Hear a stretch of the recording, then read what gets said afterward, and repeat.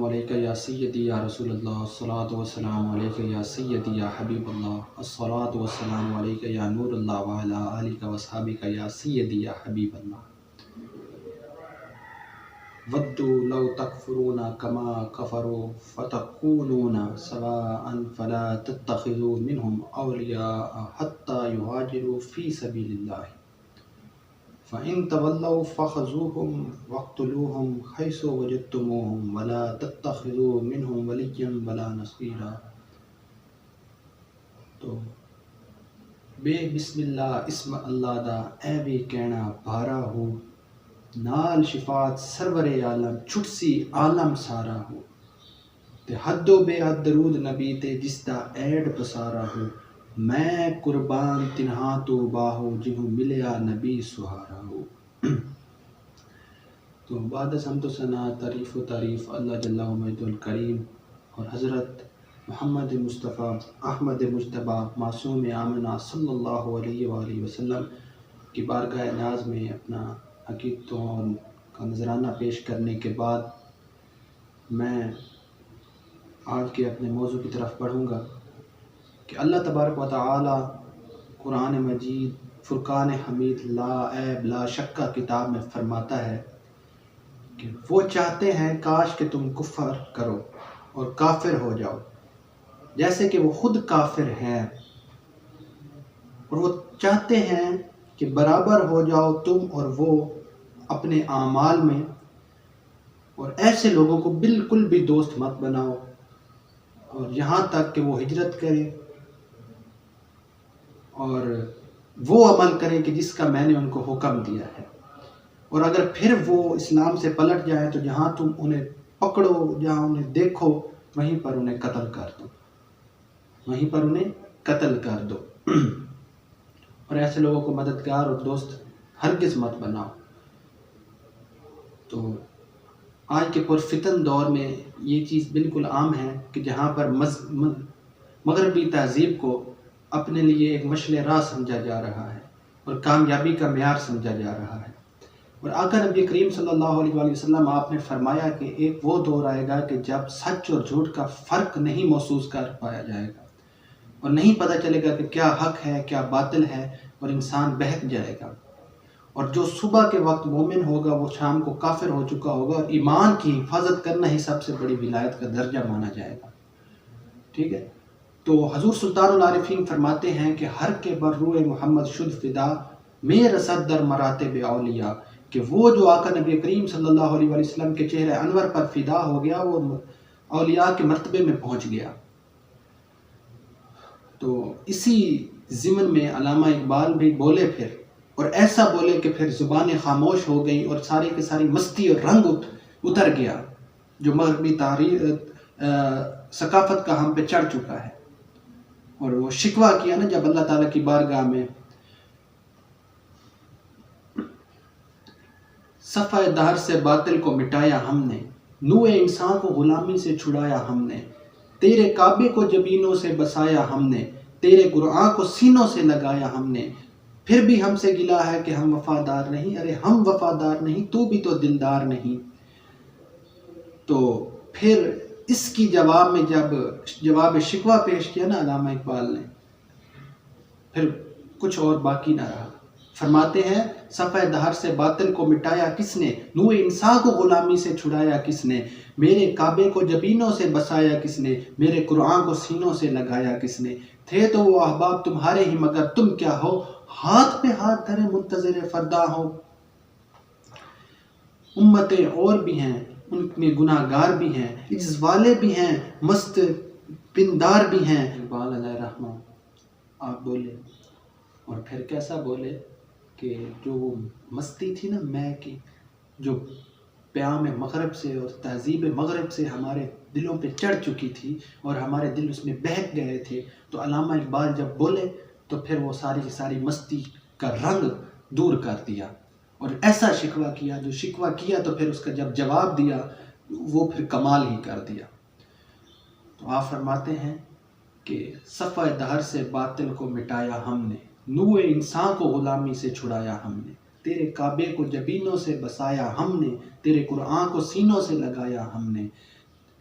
پھر بھی ہم سے گلا ہے کہ ہم وفادار نہیں. ارے ہم وفادار نہیں، تو بھی تو دلدار نہیں. پھر آگے فرماتے ہیں امتیں اور بھی ہیں ان میں گناہ گار بھی ہیں، عجز والے بھی ہیں مست میں پندار بھی ہیں، ان میں کاہل بھی ہیں غافل بھی ہیں ہوشیار بھی ہیں، سینکڑوں ہیں کہ تیرے نام سے بیزار بھی ہیں، رحمتیں ہیں تیری اغیار کے کاشانوں پر، برق گرتی ہے تو بیچارے مسلمانوں پر. یہ آپ نے شکوہ کیا. شکوے کے جواب میں آپ شکوہ کا جواب سنیے. آپ فرماتے ہیں کہ صفحہ در سے باطل کو مٹایا کس نے، نوع انسان کو غلامی سے چھڑایا کس نے، میرے کعبے کو جبینوں سے بسایا کس نے، میرے قرآن کو سینوں سے لگایا کس نے. تھے تو وہ احباب تمہارے ہی مگر تم کیا ہو، ہاتھ پہ ہاتھ دھرے منتظر فردا ہو کہ ٹھیک ہے تو تم نے ہی مٹایا ہوگا، لیکن وہ تم نہ تھے، وہ تمہارے احباب تھے جنہوں نے باطل کو مٹایا، جنہوں نے قرآن کو سینوں سے لگایا، جنہوں نے میرے کعبے کو جبینوں سے بسایا. تم تو اس انتظار میں ہو کہ کل کوئی آئے اور پھر یہ مغربی تہذیب کو ختم کرے، کفر کو مٹا دے، لیکن تم تو کل کے انتظار میں بیٹھے ہو، تم کب اسلام کے لیے اٹھے. پھر آگے فرماتے ہیں کون ہے تارے کے آئین رسول مختار، مصلحت وقت کی ہے کس کے عمل کا معیار، کس کی آنکھوں میں سمایا ہے شعار اغیار، ہو گئی کس کی نگاہ طرز سلف سے بیزار، قلب میں سوز نہیں روح میں احساس نہیں، کچھ بھی پیغام محمد کا تمہیں پاس نہیں. واعظ قوم کی وہ پختہ خیالی نہ رہی، برق طبعی نہ رہی، شعلہ مقالی نہ رہی، رہ گئی رسم اذاں روح بلالی نہ رہی، فلسفہ رہ گیا تلقین غزالی نہ رہی، مسجد مرثیہ خواں ہیں کہ نمازی نہ رہیں، یعنی وہ صاحب اوصاف حجازی نہ رہے، شور ہے ہو گئے دنیا سے مسلمان نابود. ہم یہ کہتے ہیں کہ تھے بھی کہیں مسلمان موجود، وضع میں تم ہو نصارہ تو تمدن میں ہنود، یہ مسلمان ہیں جنہیں دیکھ کر شرمائے یہود، یوں تو سید بھی ہو مرزا بھی ہو افغان بھی ہو، تم سبھی کچھ ہو بتاؤ تو مسلمان بھی ہو. پھر جب یہ ساری بات آپ نے کر لی، شکوہ بھی پیش کر دیا، جواب شکوہ بھی پیش کر دیا، تو اپنا تمامی پیغام دینے کے بعد پھر علامہ اقبال دوبارہ بولے عقل ہے تیری سپر عشق ہے شمشیر تیری، میرے درویش خلافت ہے جہانگیر تیری، ماں سوائے اللہ کے لیے آگ ہے تدبیر تیری، تو مسلمان ہو تقدیر ہے تدبیر تیری، کی محمد سے وفا تو نے تو ہم تیرے ہیں، یہ جہاں چیز ہے کیا لوح و قلم تیرے ہیں. پھر فرمایا کہ اس سب کا آپ کو فائدہ کیا ملے گا، پھر فرمایا کہ اس سب کا آپ کو کیا فائدہ ہوگا، بینیفٹ کیا ہوگا. تو پھر بولے کہ اٹھ کے دیکھ کے بزم جہاں کا کچھ اور ہی انداز ہے، مشرق و مغرب میں تیرے دور کا آغاز ہے. کہ پھر مشرق میں بھی تیرا ہی ڈنکا بجے گا، مغرب میں بھی تیرا ہی ڈنکا بجے گا، جب تو رسول مقبول صلی اللہ علیہ وآلہ وسلم کے دین پر واپس لوٹ آئے گا، ان کفار کے دامن سے نکلے گا، ان کی آستین کو چھوڑے گا، اور اللہ کے پیاروں کی آستین کی تو پناہ لے گا، ان کے دامن کی چھاؤں میں آئے گا، اور آقا نبی کریم صلی اللہ علیہ وسلم کی سنت کو اپنی زندگی کا شعار و معیار و مشعل راہ بنائے گا. تو پھر تجھے یہ فائدہ ہوگا کہ تو مشرق میں جائے گا یا مغرب میں جائے گا، پھر صرف تیرا ہی نام کا ڈنکا بجے گا اور تیری ہی حکومت ہوگی، پھر دنیا بھی تیری ہے اور آخرت بھی تیری ہی ہے. آج مجھے اس بات پہ بڑا تعجب ہوتا ہے کہ جب لوگ یہ کہتے ہیں کہ جی ہم دین سمجھ سکتے ہیں، ہمیں اللہ نے عقل دی ہے، دین امن کا درس دیتا ہے، دین آسان ہے، یہ سختی نہیں کرتا، تو ہم نے پڑھا ہے، یہ کتابوں میں پڑھا ہے، ہم سمجھ جائیں گے. تو مجھے صرف ان لوگوں سے اتنا گلہ ہے اور سوال ہے کہ جب کوئی بندہ خود سے کتابیں پڑھ کر یا دو چار ٹکرے مار کر انجینئر ڈاکٹر یا پائلٹ نہیں بن سکتا، اسے جہاز چلانے کی ڈگری نہیں دی جاتی، اسے انجینئرنگ کی ڈگری نہیں دی جاتی، اسے ڈاکٹریٹ کی ڈگری نہیں دی جاتی، تو چار لوگ دین کی چار کتابیں پڑھ کر وہ کیسے عالم بن گئے اور کیسے اس فیصلے کے لاحق بن گئے کہ اسلام تو یہ کہتا ہے، اسلام تو یہ کہتا ہے، اسلام تو یہ کہتا ہے کہ دل میں پردہ ہونا چاہیے، سر پر پردہ نہیں ہونا چاہیے. طرح طرح کی باتیں نکالتے ہیں لوگ اس میں سے، صرف اپنے دل کو مطمئن کرنے کے لیے. اسلام کسی کو اپنے ذاتی مفاد کے لیے نہیں آیا، وہ آقا نبی کریم صلی اللہ علیہ وسلم نے جو فرما دیا وہی شریعت اور حق بن گیا، اور قیامت تک کے لیے وہی بہترین مشعل راہ ہے. تو اسلام کو سمجھنے کے لیے بھی استاد کی ضرورت پڑتی ہے، ڈگری کی ضرورت پڑتی ہے. جو اس مقام پہ پہنچنے والے ہیں ان اللہ والوں کی استمداد کی ضرورت پڑتی ہے۔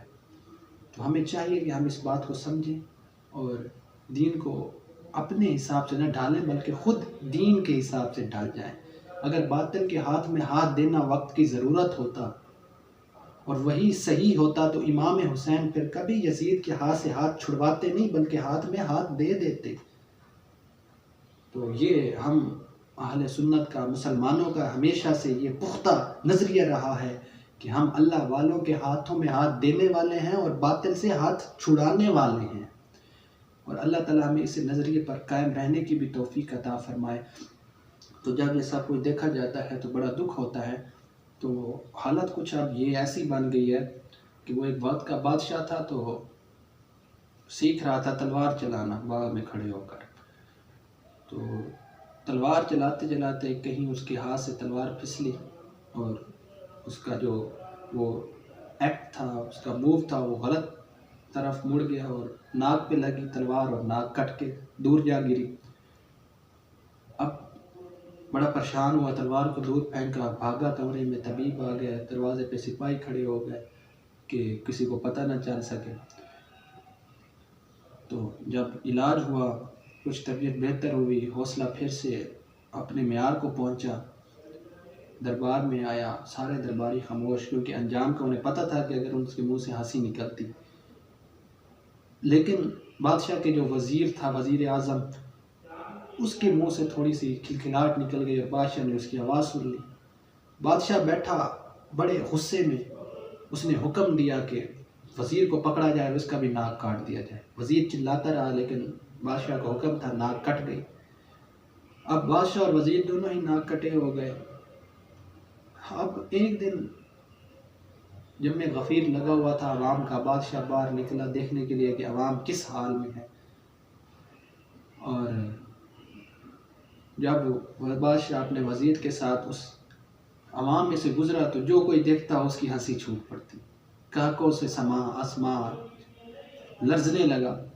ہر طرف کاکے کاکے، ہنسی ہنسی، کوئی کسی طرح منہ کر کے ہنس رہا ہے، کوئی ساتھ والے کو کہہ رہا ہے دیکھو بادشاہ کی کیا حالت ہے، کوئی کہہ رہا ہے وزیر کو دیکھو۔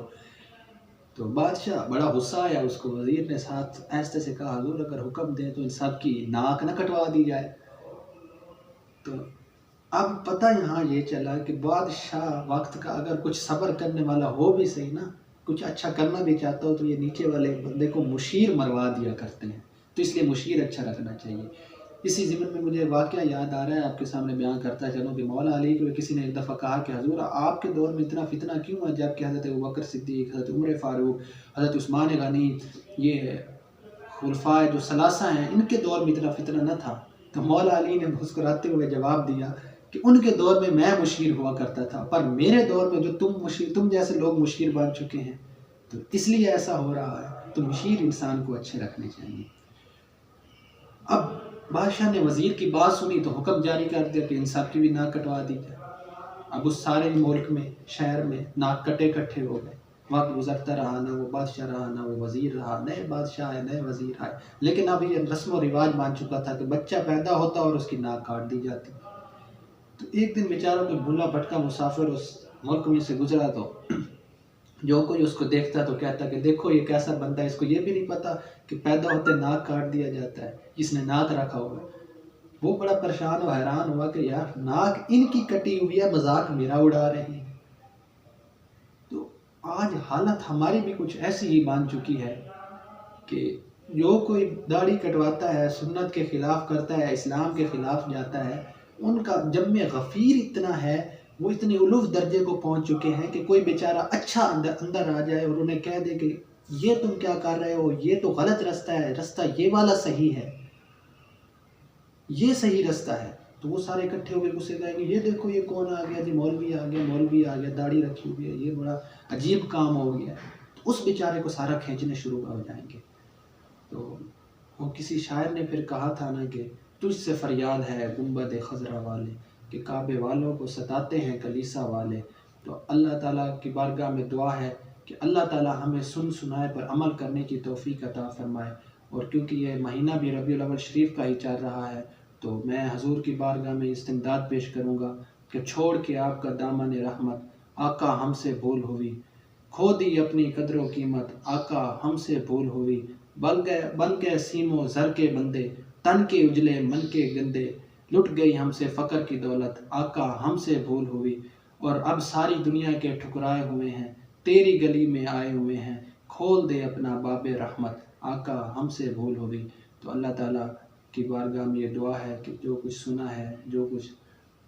سنانے کی مجھے توفیق دی ہے، تو اللہ تعالیٰ آپ کو بھی اور مجھے بھی اس پر عمل کی توفیق عطا فرمائے، اور آقا نبی کریم صلی اللہ علیہ وسلم کی محبت کے نور سے ہمارے قلوب و اذہان کو منور فرمائے۔ وما علینا الا البلاغ المبین، وآخر دعوانا الحمد للہ رب العالمین۔